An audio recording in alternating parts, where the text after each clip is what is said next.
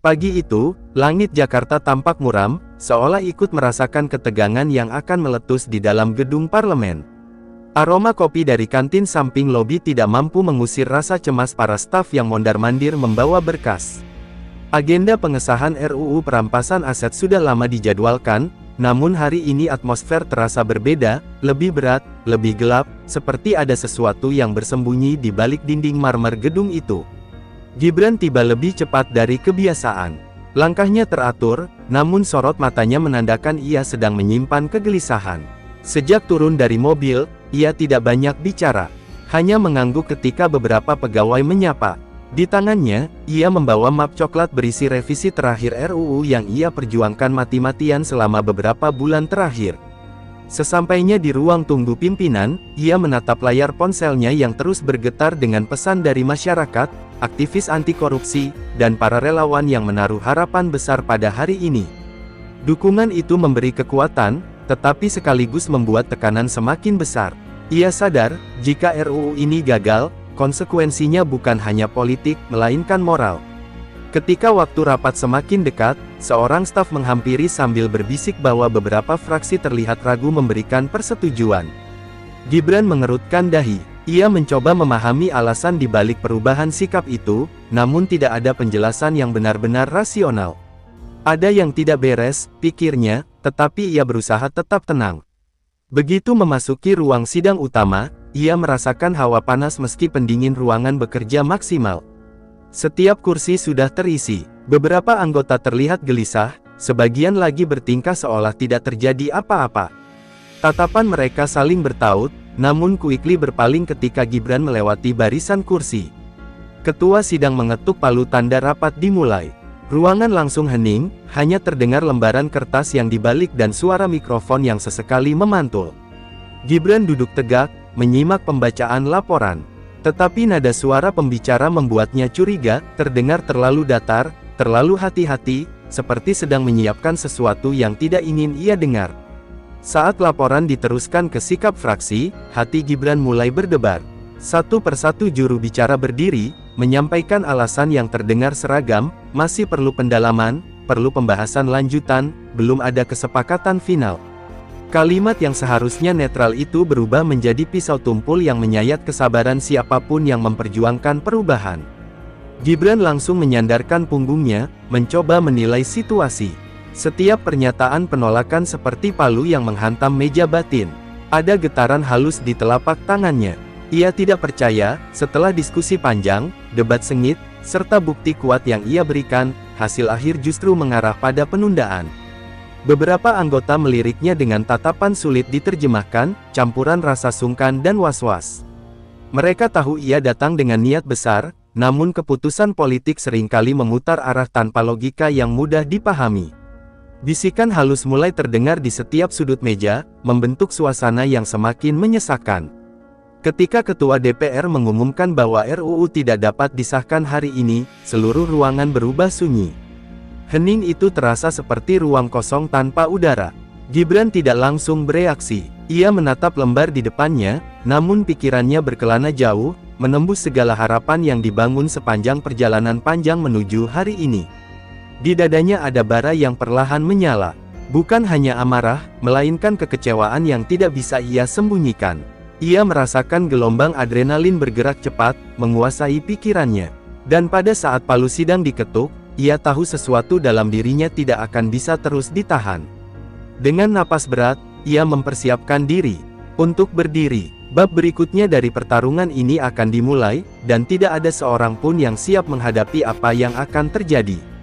Kurung tutup. Ketika gema ketukan palu terakhir masih menggantung di udara, seluruh ruangan seperti kehilangan warna. Gibran berdiri perlahan, mencoba menahan gejolak yang menghantam dadanya. Sorot matanya tak lepas dari kursi-kursi anggota dewan yang baru saja menolak pengesahan RUU. Ia merasa seperti ditinggalkan di tengah medan yang seharusnya menjadi tempat perjuangan bersama. Seseorang dari fraksi lain lewat di belakangnya dan berucap pelan, "Maaf, Mas, situasinya rumit." Gibran tidak menoleh. Kata "rumit" terasa seperti alasan yang dipakai berkali-kali untuk menutupi sesuatu yang jauh lebih dalam. Ia tidak butuh permintaan maaf, ia butuh keberanian dari mereka yang selama ini berjanji mendukung. Ketua sidang mulai merapikan berkas, berusaha terlihat tenang, namun tangan yang sedikit bergetar tidak bisa menyembunyikan ketegangan. Beberapa anggota langsung pergi, seakan takut berada di ruangan yang sama dengan Gibran terlalu lama. Mereka tahu ledakan emosi sedang menunggu waktu, bukan kemungkinan. Sementara itu, suasana di bangku media berubah menjadi hiruk-pikuk. Para jurnalis berdiskusi cepat, memprediksi apa yang akan terjadi setelah keputusan kontroversial itu. Mereka tahu reaksi Gibran tidak akan biasa saja. Kaum reporter politik mengenalnya sebagai sosok yang lebih sering diam, tetapi ketika batas kesabarannya disentuh, kata-katanya bisa mengguncang satu gedung. Gibran akhirnya melangkah menuju podium kecil di depan meja rapat. Langkahnya tidak tergesa, namun penuh tekanan emosional yang tak bisa disembunyikan. Setiap tapak sepatu di lantai marmer terdengar tajam, membuat beberapa anggota menahan napas. Mereka sadar, tidak ada lagi yang bisa menenangkan situasi kecuali keajaiban. Ketika ia sampai di depan mikrofon, ruang sidang berubah hening. Bahkan suara mesin pendingin ruangan terasa seperti menghilang. Gibran menarik napas panjang, berusaha menguasai diri. Namun semakin ia mencoba menenangkan hati, semakin jelas rasa kecewa itu menyelinap ke seluruh tubuhnya. Selama ini kita bicara tentang keadilan, ucapnya dengan suara rendah namun tegas. Tapi apa yang terjadi hari ini hanyalah pembuktian bahwa keberanian kalian tidak berada di tempat yang tepat. Beberapa anggota spontan menunduk, sementara yang lain mencoba memasang ekspresi datar, meski pandangan mereka goyah. Ia melanjutkan dengan nada lebih keras, RUU ini bukan tentang siapa yang sedang berkuasa. Ini tentang melindungi negara dari kerugian yang kalian tahu sudah terjadi berulang-ulang. Mengapa harus takut mengesahkannya? Pertanyaan itu menggantung di udara seperti panah yang tidak memiliki sasaran pasti, tetapi terasa mengenai semua orang di ruangan itu. Seorang anggota berusaha menimpali, kita butuh pembahasan lanjutan, tidak bisa terburu-buru, namun kata-katanya langsung terhenti ketika Gibran menatapnya tajam. Tidak ada kalimat lanjutan yang mampu mengimbangi intensitas amarah yang sedang membesar di depan mereka. Wajah Gibran memerah, bukan karena marah semata, tetapi karena rasa tidak percaya bahwa keputusan penting dapat diputar begitu saja. Ia memegang sisi podium, seakan mencoba menjaga dirinya tetap berdiri. Jika ini hanya permainan politik, kalian telah memilih waktu yang salah, katanya sambil menggeleng pelan. Kata-kata yang keluar tidak lagi sekadar protes. Ada ketegasan, ada luka, tetapi juga tekad yang semakin mengeras. Ia tidak ingin dianggap sebagai pihak yang menyerah begitu saja. Dan meski ruangan itu mencoba menjaga formalitas, semua orang tahu batas kesopanan sidang sudah lama runtuh beberapa menit sebelumnya. Ketika Gibran akhirnya mundur dari podium, ia tahu satu hal, penolakan ini bukan hanya hambatan, melainkan awal benturan besar yang akan mengguncang gedung parlemen. Sesuatu yang selama ini ia tahan mulai bangkit. Dan itu bukan sekadar amarah, melainkan tekad yang telah melepaskan remnya. Kurung tutup. Begitu Gibran menjauh dari podium, ketegangan yang ia tahan sepanjang rapat akhirnya meledak. Nafasnya terdengar berat, seakan ada tekanan kuat di dada yang memaksa keluar. Para staf di sudut ruangan saling melirik, tidak yakin harus mendekat atau mundur. Wajah Gibran tidak lagi sekadar menunjukkan rasa kecewa, ada gelombang emosi yang sulit dikendalikan. Ia berhenti tepat di tengah ruangan, memutar tubuh menghadap seluruh anggota dewan yang masih duduk tegak dalam sikap pura-pura tenang. Kalian bicara soal kehati-hatian, katanya dengan nada tajam, tapi rakyat sudah menunggu puluhan tahun. Lalu hari ini kalian memilih mundur. Suaranya memantul ke dinding, membuat beberapa anggota spontan memejamkan mata. Tak ada satupun yang berani menyela. Mereka tahu, apapun yang keluar dari mulut mereka akan memicu ledakan baru. Gibran mengarahkan tangannya ke tumpukan dokumen di meja sidang. Semua bukti sudah lengkap, semua kajian sudah jelas. Tetapi kalian tetap meragukan niat baik ini. Untuk siapa sebenarnya kalian bekerja? Ketua sidang akhirnya berdiri, berusaha menenangkan suasana. Tolong jaga ketertiban, namun kalimat itu langsung tenggelam oleh tepukan keras Gibran ke permukaan meja terdekat. Mikrofon terloncat sedikit, membuat suara dentumannya terdengar nyaring. Seisi ruangan terdiam seperti tersambar listrik. Apa yang kalian lakukan hari ini akan dikenang, ujar Gibran, suaranya bergetar. Bukan sebagai keputusan bijak, tapi sebagai tanda bahwa kalian takut menghadapi kebenaran. Tatapan matanya menyapu seluruh penjuru ruangan, memastikan setiap orang merasakan tekanan dari kata-katanya. Beberapa anggota mulai gelisah. Ada yang merapikan jas, ada yang menunduk dalam-dalam, sementara sebagian lain pura-pura melihat dokumen untuk menghindari kontak mata. Namun tidak ada cara untuk menghindari kenyataan bahwa mereka sedang berhadapan dengan seseorang yang benar-benar marah, not hanya sebagai politisi, tetapi sebagai manusia yang merasa dikhianati. Di belakang, wartawan sudah berdiri, kamera terarah ke Gibran. Mereka tahu momen ini akan menjadi sorotan besar. Setiap gerakan direkam, setiap kata disimpan. Namun Gibran tampak tidak peduli. Baginya, perhatian media bukan ancaman, melainkan jalan untuk menyampaikan kekecewaannya secara terang-terangan. Seorang anggota muda akhirnya berdiri, mencoba menunjukkan keberanian. Kita tidak menolak, katanya dengan suara lemah. Hanya butuh waktu. Tapi Gibran hanya menggeleng pelan, seakan mendengar alasan yang sudah terlalu sering diulang. Waktu, jawabnya. Kalau negara ini terus kehilangan aset karena kalian menunda, siapa yang bertanggung jawab nanti? Suasana semakin panas. Bahkan pendingin ruangan tidak mampu meredakan hawa tegang yang memenuhi tempat itu. Gibran mulai berjalan ke arah meja pimpinan sidang. Setiap langkahnya terlihat berat namun penuh keyakinan. Para security yang berjaga mulai bergerak sedikit lebih dekat, namun tetap menjaga jarak. Sesampainya di depan meja ketua sidang, ia menatap lurus tanpa berkedip. Kalian mungkin bisa menunda RUU ini, katanya perlahan, tapi kalian tidak bisa menghentikan kemauan saya untuk memperjuangkannya. Hari ini kalian menang dalam prosedur, tapi kalian kalah dalam keberanian. Ruangan itu kembali hening. Tidak ada seorang pun yang mampu menjawab. Hanya suara napas dan kamera yang masih merekam momen tak biasa itu. Ketika Gibran akhirnya melangkah keluar, pintu sidang bergema menandakan akhir dari bab yang paling menegangkan hari itu. Namun bagi semua yang menyaksikan, mereka tahu satu hal, ledakan itu baru permulaan. Dan, amarah yang tumpah di ruang sidang adalah pertanda bahwa konflik berikutnya akan jauh lebih besar. Kurung tutup. Setelah keluar dari ruang sidang, Gibran berjalan cepat melewati lorong panjang gedung DPR. Sepasang pintu kayu besar tertutup di belakangnya, meninggalkan keheningan yang kontras dengan kegaduhan sebelumnya. Setiap langkahnya bergema, menandakan betapa kuatnya emosi yang masih bergejolak dalam dirinya. Langkah-langkah itu membuat beberapa staf yang melintas langsung menyingkir, takut terseret badai emosi yang sedang berkecamuk. Di ujung koridor, dua petugas keamanan mengikuti dari kejauhan. Mereka tidak berniat menghalangi, hanya memastikan tidak terjadi sesuatu yang lebih besar. Mereka dapat merasakan getaran tegang yang memenuhi udara, seolah gedung ini menyimpan energi yang belum selesai meledak. Sorot mata mereka saling bertemu, menyiratkan kekhawatiran yang sama. Gibran berhenti di dekat deretan jendela kaca besar yang menghadap halaman depan. Cahaya sore masuk melalui celah-celah, membentuk bayangan panjang di lantai marmer. Ia menatap pantulan dirinya sendiri, sosok yang tampak lebih lelah namun penuh tekad. Di balik sorot matanya ada campuran marah, sedih, dan tekad yang nyaris tidak bisa dikendalikan.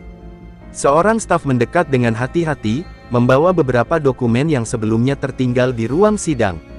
"Mas, ini tadi tertinggal," katanya gugup. Gibran mengangguk pelan, mengambil berkas itu tanpa berkata apa-apa. Ia tahu staf itu tidak bersalah. Ia tahu kemarahan ini tidak boleh dilampiaskan pada sembarang orang. Namun suasana tidak membaik. Dari balik belokan koridor, muncul sekelompok wartawan yang sudah menunggu sejak sidang ditunda. Mereka bergerak cepat, menodongkan mikrofon dan kamera. Cahaya flash yang menyala membuat suasana makin kacau. "Mas Gibran, apakah benar Anda menuduh DPR takut mengesahkan RUU?" Pertanyaan itu seperti percikan kecil pada dinamit yang belum padam. Gibran mengangkat tangan, meminta ruang. "Saya akan bicara, tapi saya tidak mau dikerubungi seperti ini," ucapnya tegas. Para wartawan langsung mundur beberapa langkah, namun sorotan kamera tetap menempel padanya. Mereka tahu apapun yang keluar dari mulutnya saat ini akan menjadi berita besar. Ia melangkah menuju area lobi, tempat podium kecil biasanya dipakai untuk konferensi pers. Di sepanjang jalan, beberapa pegawai berdiri kaku, menunduk ketika ia lewat. Bukan karena takut, tetapi karena mereka tahu betapa besar tekanan yang sedang ia hadapi. Ada sebagian yang bahkan terlihat menahan napas. Sesampainya di depan podium, Gibran berhenti sejenak. Ia menatap ke arah luar gedung, melihat para demonstran yang masih berkumpul di bawah terik matahari. Mereka membawa spanduk yang mendukung pengesahan RUU perampasan aset. Sorak-sorai mereka terdengar hingga ke dalam gedung, memberikan suntikan energi baru padanya. Ketika ia kembali menatap kamera, ekspresinya sudah berubah. Masih ada amarah, tetapi kini dibungkus ketegasan yang lebih terarah.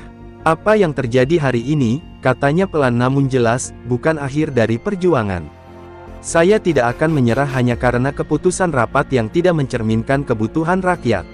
Di belakang, beberapa wartawan mencatat dengan cepat, sementara yang lain menunggu kalimat berikutnya. Gibran melanjutkan, saya tidak peduli siapa yang tersinggung dengan kata-kata saya. Yang saya pedulikan adalah masa depan negara. Jika ada yang menganggap ini ancaman, silakan. Yang pasti saya tidak diam. Para demonstran di luar bersorak ketika mendengar suaranya melalui pengeras suara. Gibran menundukkan kepala sebentar, menarik napas dalam-dalam. Kemudian ia menatap langsung ke kamera seolah berbicara pada seluruh warga negeri. Saya akan kembali, dan ketika saya kembali, RUU ini harus menjadi prioritas. Tidak boleh lagi ada penundaan. Ketika ia melangkah menjauh dari podium, keheningan menggantung di lobi. Para wartawan terpaku, para staf saling pandang, dan petugas keamanan mengikuti dari belakang tanpa sepatah kata. Babak baru dari pertarungan panjang ini telah dimulai, dan tak ada seorang pun yang bisa menebak kemana arah badai berikutnya akan bergerak. Lobi gedung DPR mendadak dipenuhi suara kamera yang terus berbunyi ketika Gibran meninggalkan podium. Meski langkahnya tegap, napasnya masih berat akibat emosi yang belum sepenuhnya mereda. Setiap gerakan disorot puluhan mata, menciptakan suasana yang tak kalah tegang dari ruang sidang sebelumnya. Namun Gibran tidak berhenti. Ia justru mempercepat langkah, seolah ingin segera keluar dari gedung yang baru saja menjadi arena pertarungan besar. Setibanya di pintu depan, ia melihat ribuan orang berkumpul di halaman, memegang poster dan meneriakkan tuntutan agar RUU perampasan aset disahkan. Kerumunan itu ibarat lautan manusia yang bergejolak, penuh harapan dan kemarahan yang sama kuatnya. Ketika mereka melihat Gibran, sorakan tiba-tiba meledak seperti gelombang besar yang mengguncang seluruh area. Gibran berdiri sejenak di atas tangga besar yang mengarah ke halaman. Angin sore berhembus membawa aroma tanah yang tercampur debu jalanan. Ia memejamkan mata sebentar, membiarkan energi dari masa masuk ke dalam dirinya. Kesedihan akibat penolakan di ruang sidang tadi perlahan berubah menjadi kekuatan baru yang tak kalah besar. Seorang wartawan senior yang mengikuti dari belakang akhirnya memanggil, "Mas, apa langkah Anda selanjutnya?" Pertanyaan itu terdengar jelas meski dikelilingi kebisingan. Gibran menoleh pelan, lalu kembali menatap kerumunan di depannya. Ia merasa panggung ini terlalu besar untuk jawaban pendek. Orang-orang menunggu sesuatu yang lebih dari sekadar pernyataan politik biasa. Ia melangkah ke mikrofon improvisasi yang disiapkan para relawan. Kabelnya panjang, terhubung ke speaker besar yang mengarah ke massa. Gibran menggenggam mikrofon dengan dua tangan, memastikan suaranya tidak bergetar. "Saya tahu apa yang kalian rasakan hari ini," katanya lantang. "Saya juga kecewa. Saya juga marah. Tapi saya tidak akan membiarkan hasil rapat tadi menghentikan perjuangan kita." Sorak-sorai membesar, menggema hingga ke ujung pagar gedung. Namun Gibran belum selesai. Nada suaranya semakin kuat ketika ia melanjutkan, "RUU ini bukan hanya tentang aturan. Ini tentang melindungi hak kita sebagai bangsa. Jika ada pihak yang mencoba menunda, itu berarti mereka sedang memainkan waktu. Dan kita tidak bisa membiarkan negara kehilangan apa yang seharusnya milik rakyat." Beberapa anggota dewan yang keluar dari gedung terkejut mendengar suara Gibran menggema begitu keras. Mereka berhenti di tangga, saling pandang dengan wajah tegang. Tidak ada satupun yang berani turun mendekati massa. Mereka tahu apapun yang mereka lakukan bisa memicu reaksi tak terduga. Gibran mengangkat satu tangannya ke udara, mengundang perhatian lebih besar. "Saya tidak bisa mengubah keputusan tadi. Tapi saya bisa menjanjikan satu hal," ucapnya. "Perjuangan ini belum selesai. Saya akan datang ke setiap rapat, setiap diskusi, setiap forum. Saya akan dorong RUU ini sampai tidak ada celah bagi siapapun untuk menolaknya." Kerumunan mulai meneriakkan namanya berulang-ulang. Suasana berubah menjadi euforia yang bercampur amarah terpendam. Kamera-kamera televisi merekam momen itu dari berbagai sudut, mengabadikan detik ketika pernyataan Gibran menjadi lebih besar dari sekadar protes. Ini adalah deklarasi perjuangan. Seorang relawan naik ke tangga, membawa megafon. "Kami di belakang Mas Gibran," teriaknya. Suara itu memicu massa lain ikut bersahutan, menciptakan gelombang suara yang luar biasa kuat. Gedung DPR yang megah itu tiba-tiba tampak kecil dibandingkan semangat orang-orang yang sedang berkumpul. Gibran menatap mereka satu persatu, meski sulit membedakan wajah di tengah keramaian. Ia merasakan beban besar di pundaknya, namun beban itu kini terasa seperti amanah yang harus ia bawa sampai akhir. "Jika mereka coba menghalangi, kita akan kembali. Tidak hari ini saja, tapi setiap hari sampai keputusan berubah." Ketika ia menuruni tangga perlahan, sorakan masih terdengar bergema. Setiap langkah yang ia ambil menjadi simbol bahwa perjuangan ini telah memasuki babak yang lebih besar. Dan bagi semua orang yang hadir siang itu, mereka tahu satu hal, pernyataan Gibran bukan hanya membuat geger gedung parlemen, tetapi juga menggerakkan gelombang baru yang sulit dihentikan. Malam itu, gedung DPR tampak jauh lebih sunyi daripada biasanya, seolah semua hiruk-pikuk siang hari telah menguap bersama langit yang mulai gelap. Namun di balik pintu ruang rapat tertutup, para ketua fraksi berkumpul dengan wajah tegang. Mereka sadar bahwa perdebatan mengenai RUU perampasan aset telah mencapai titik paling kritis, dan keputusan yang mereka buat malam itu bisa menjadi garis pemisah dalam perjalanan politik negara. Di sisi meja panjang yang dipenuhi berbagai berkas, pimpinan DPR mengetuk permukaan kayunya dengan ujung jari, menandakan kegelisahan yang sulit disembunyikan. Ia berbicara dengan nada rendah namun tegas, mengingatkan bahwa situasi semakin tidak terkendali. Banyak anggota memahami maksudnya, amukan Gibran sebelumnya bukan sekadar ledakan spontan, melainkan ancaman bahwa ia siap melakukan langkah-langkah yang tak pernah mereka duga. Hingga beberapa jam setelah kericuhan itu, gema suara Gibran masih terbayang di benak mereka. Tidak ada yang yakin ia akan diam begitu saja. Ada yang khawatir ia mulai menyusun strategi baru, sementara sebagian lainnya berharap ia sekadar membutuhkan waktu untuk meredakan diri. Namun malam itu, rasa cemas melampaui optimisme.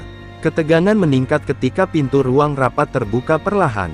Seorang staf muda masuk dengan wajah pucat, jelas membawa kabar penting. Dengan suara hampir bergetar, ia menyampaikan bahwa Gibran secara tiba-tiba mengumumkan konferensi pers yang akan dimulai hanya dalam hitungan menit. Berita itu langsung membuat suasana ruangan berubah drastis. Pertanyaan demi pertanyaan bergulir di antara para anggota.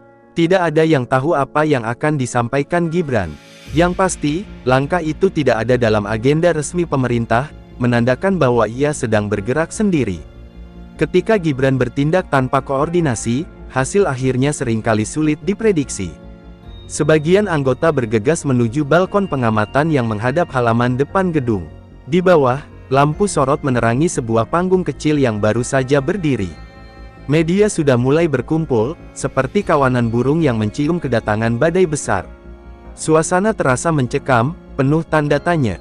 Gibran muncul dari balik gedung, diapit ajudan dan penasihat utamanya. Dari cara ia melangkah, terlihat jelas bahwa dia datang bukan untuk berdamai. Gerakannya tegas, dingin, dan penuh determinasi.